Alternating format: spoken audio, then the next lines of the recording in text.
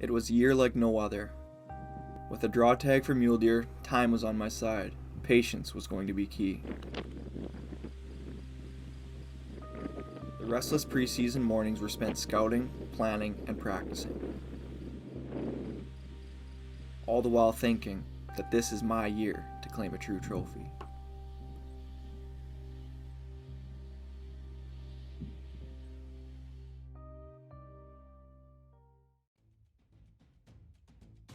Part 1. Archery Anticipation.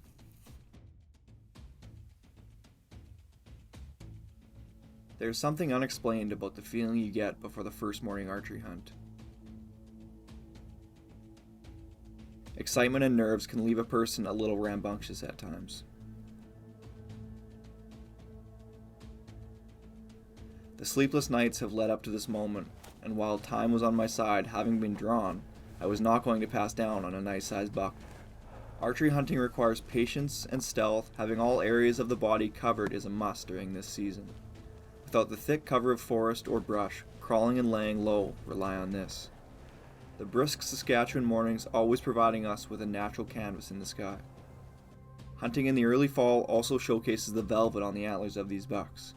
However, the thickness of the velvet does alter the overall size of them. The bucks group together as well. More eyes make sneaking up a lot more difficult. The next few days were spent walking and glassing hills of well-traveled locations. The aim was to tag a trophy, and though I had hopes of getting within range of a monster mule deer found last year, he always remained elusive. We named him Casper. No, I'm passing.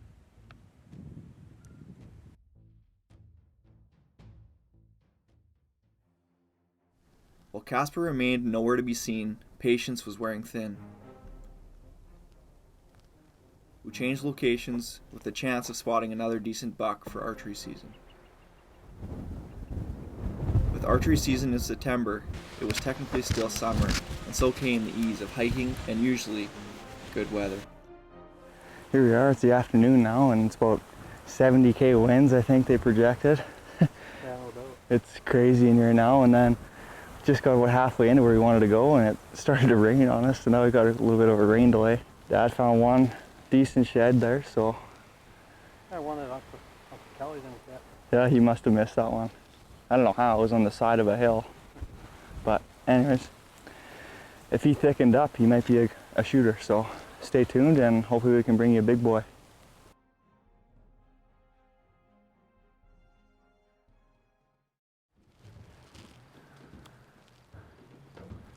Spotting this brute solo, but having both the camera and bow with me, I was presented with a unique opportunity, filming my own hunt.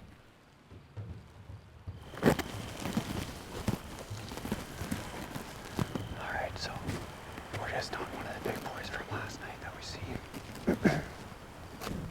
Just watching him pass the camera there, so he doesn't go nowhere, but he's nice, difficult. His jit scored pretty well. He's got nice deep forks all around, so it's 35 yards across. I'm just waiting for him to crest the hill, go over top so I can maybe get in on him. I got the wind in my face here, so here we are, third day, and hopefully I can lay the hammer on him finally. Oh, he's just going up over the top. Come on, keep going.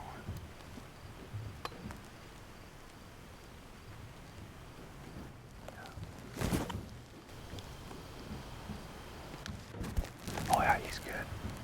Yeah, for sure. Okay, stay tuned. Let's go lay the hammer on him.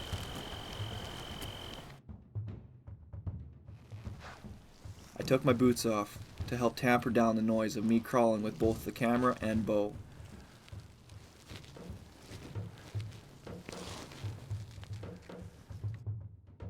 It's 60 yards. I'm not sure whether my heart beating or body shaking is faster.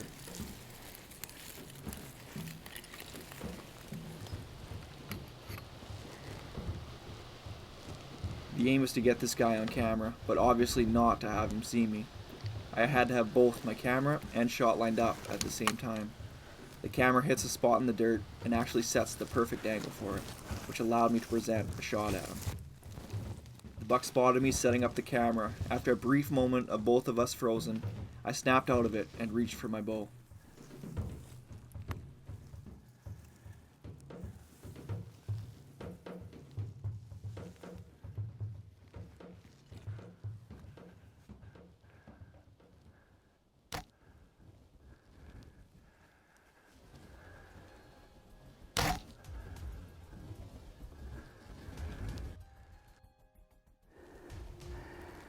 See that glow in there? I was hoping it had blood on it, but that buck ducked on me there, so 60 yards and he had me pinned. I couldn't do nothing. Well, keep chasing him, I guess.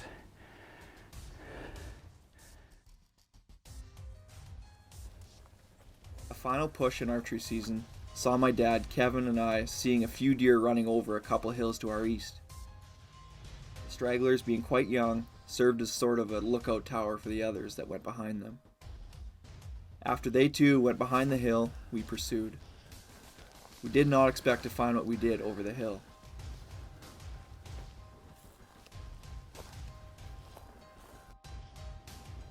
Not one decent-sized buck, but a number of them all grazing compactly together, making even a close-up shot incredibly dangerous and risky, though fun to observe in hopes one strays from the others.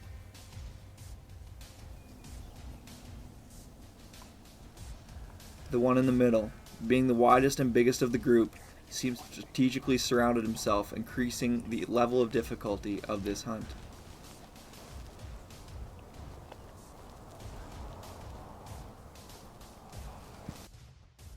We had one 60 yards. First we came around the hill thinking they're going to be up in this little basin up here, but they weren't. The one was 6 yards in front of us as we came around the corner, dead in our tracks. And he bolted right away, and the other big one was up on top here. It was 65 yards, so ranged him, put the 60 pin top of his back, and let her fly, and I was expecting him to jump forward, and he jumped almost straight backwards, so they're very, very unpredictable, these mule deer, so you gotta make your shots count, and obviously I didn't, because I gotta pick up my arrows.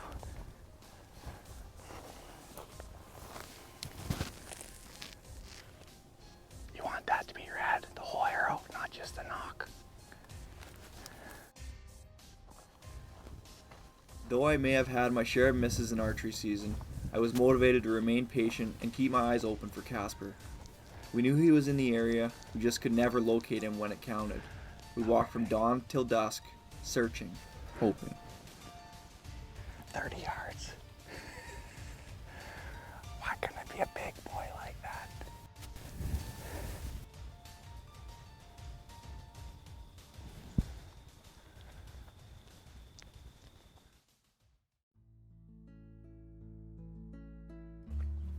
I want to take this time to thank our sponsors. Morstead Farms, Diamond S Ranch, Prairieland Taxidermy, T&K Oilfield Services, TSB Oilfield Construction, and Crown Advertising. Thank you.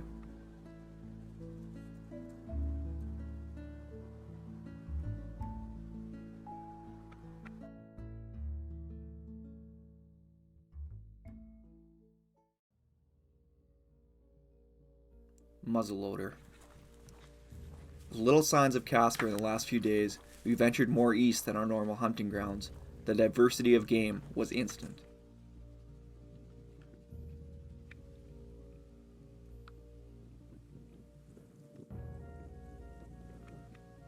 A mature bull elk came down the valley, having no tags for this game, and instead of leaving in search of mule deer, we took in this rare viewing.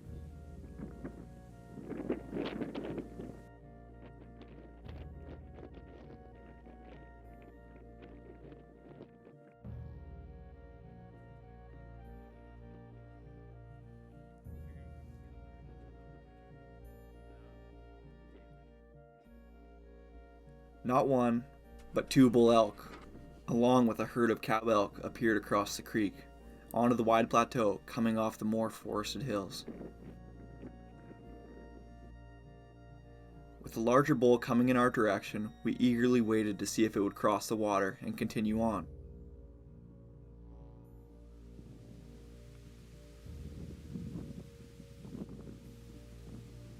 Like a treasure map, the bull followed a well-traveled path straight down to the water below. Right on the trail. Like they've been doing it all year.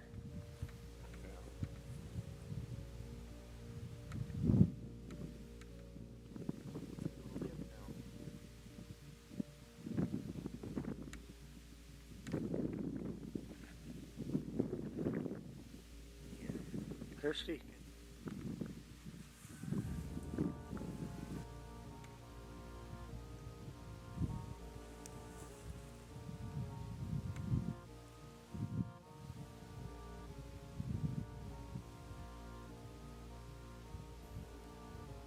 Once he got to the other side, he took notice of us and ventured around our location, providing us with a great scene. These animals weigh around 600 to 700 pounds, and while they stand out in the video, they felt much closer in person.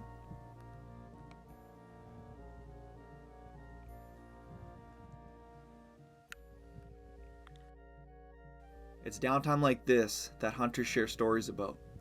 Spending time with others, having shared experiences, and always being surprised by the events that nature throws your way.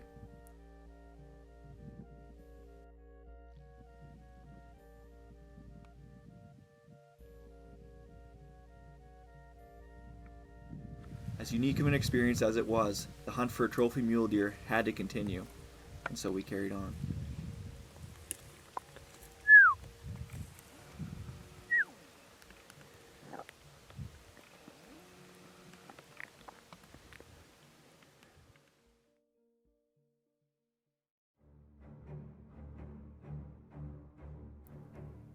Part 2, Casper. Rifle season was on the horizon, but fast approaching. Casper, living up to his nickname, was as elusive as ever. A few glimpses and rumors kept me vigilant and patient. I had to be. Velvet now rubbed off, provided some additional help. The antlers shone in the sunlight. Another encouraging sign was that we were finding bucks that we had not seen before in this area. It gave us hope that they may flush Casper out of hiding. And while some of these newly discovered bucks looked respectable, I had a constant push to hold off.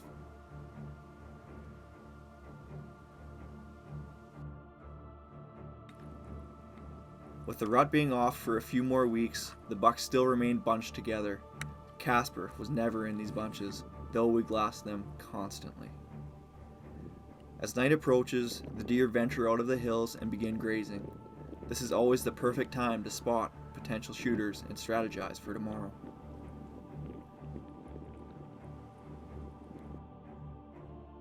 With the help of Kevin and Kelly Pastuchuk and Donald Hollanati, we were in high spirits. Having grown up hunting these locations, the old boys quickly set out to work, all three of them, eagerly and nervously scouring the hills for Casper. More snow the following days meant easier to track and spot with binoculars. Today felt like a good day.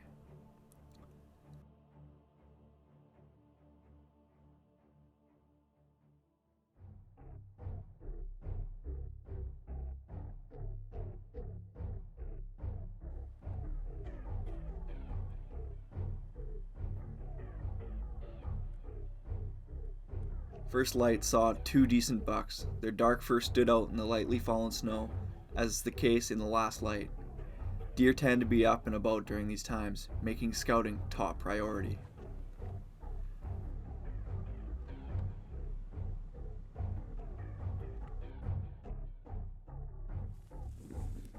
Don had spotted him on the other side of the hill after my initial shot proved to be non-fatal.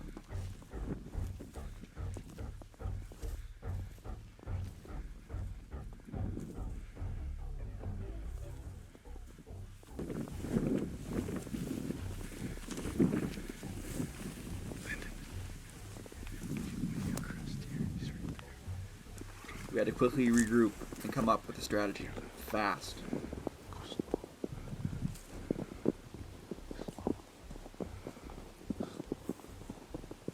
Though Casper had been elusive in the past, Don spotted his antlers and we quickly came up with a plan.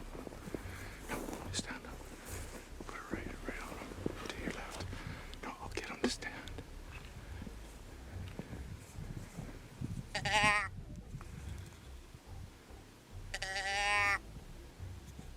Casper was unresponsive to the bleat and only presented us with a shot of his antlers.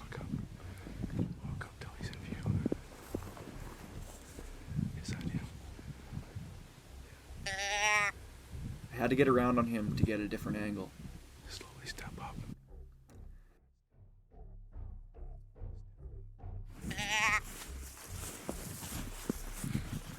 Just wait.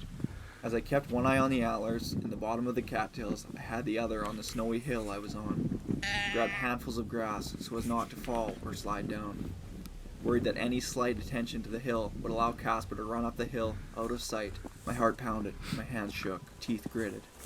And then he got up, without giving any warning or pause.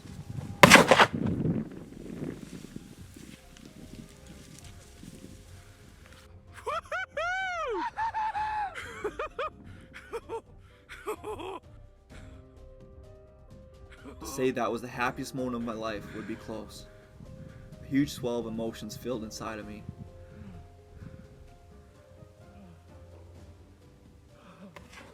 The hard work, teamwork, and care finally worked together and rewarded us.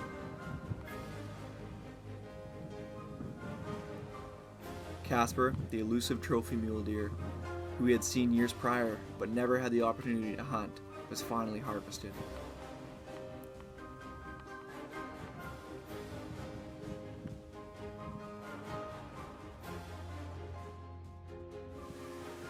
He's down.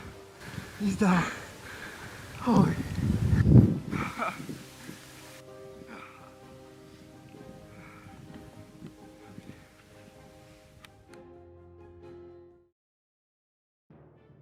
Yeah! I got that thing!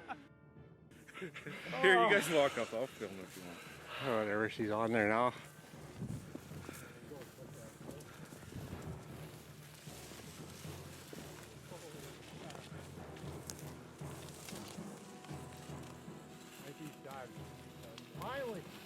Finally he's done.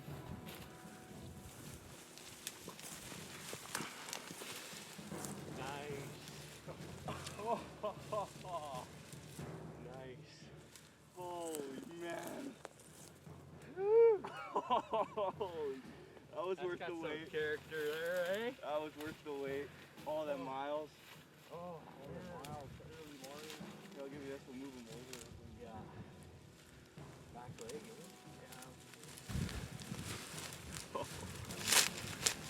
Oh.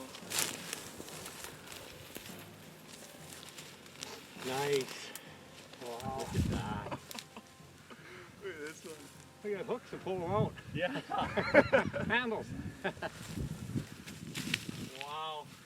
Good job, buddy. Woo. Oh.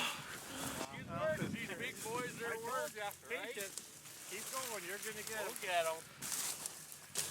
Nice. Sooner or later. Yeah, he's got to be in here. Yeah. And to get the one you want, or these. Oh, we've seen some big typicals this morning too. Yeah. All day long. Yeah. That is nice. That's a cool buck. Cool buck. Oh, man. Thanks, Don and Don Hallnatty and my dad, Kevin Pashuk and Kelly Pashuk, for putting all them miles in, helped me out trying to get this deer. And we had chances and 80 yards standing there. Couldn't get a shot. He'd spin quick and run, and we were 160 yards, and I wanted to get a little closer, and like Don said, so we got closer, and I shot. I thought I hit him pretty good, and then he ran off for quite a while. He couldn't seem to find blood, and then came up over the hill, and Don was 16 yards from him, so I come around running over to him, and he goes, he's right there, 20 yards, laying in the cattails. So I got up, and he tried to run up the hill, and I gave him one, and he tumbled all the way back down, and the emotions got the best of me there. It's like any big buck fever. That's a big deer. That's nice. Beauty. Nice and heavy, dark. That's I wanted Dark mine to be corn. polished up. Yeah.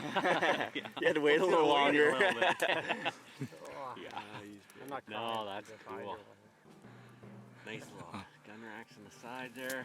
Oh, bow rack. Oh, Yeah, that's good. The opportunity to be with friends and family is one of the key foundations of hunting. Taking the care to work together allows everyone to share in the gratification of such a hunt. I couldn't have done it without you guys. Thank you. Opportunities like the one I had do not come around often. Experiencing unexpected encounters provided a sense of appreciation, like being up close with some elk, or watching two juniors fight it out. Having the drive to go hiking is never a drag. The amount of animals one finds is immense and encouraging. So find the time to go outdoors, discover new trails, make memories, and celebrate with friends. Thank you for joining the pursuit.